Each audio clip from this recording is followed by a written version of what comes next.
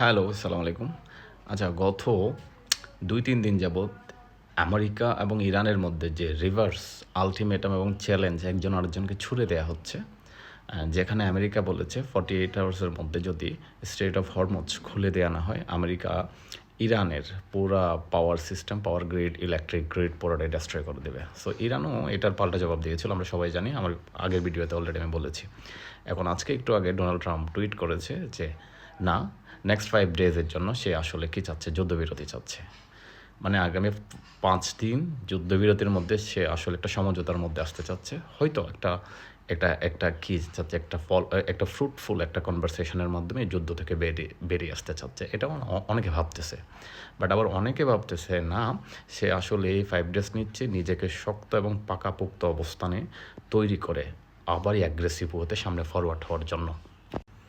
আবার এদিকে ইরান বলছে না, ইরানের সাথে এ ব্যাপারে কোনো ধরনের কথা হয়নি, ডিরেক্টলি এবং ইনডিরেক্টলি তাদের সাথে কোনো কনভারসেশনই হয়নি। এটা তারা নিজেদের মতো করে টুইট করতেছে, নিজেদের মতো করে বলে যাচ্ছে। সো ব্যাপারটা আসলে অনেকটা কনফিউজিং স্টিল। আমেরিকা আসলে কী চাচ্ছে এখনও বোঝা যাচ্ছে না, নাকি এটা তাদের আসলে একটা ট্রিক করে নিজেদের অবস্থানটা পাকাপোক্ত করে সামনে অগ্রসর বা ফরওয়ার্ড হতে চাচ্ছে।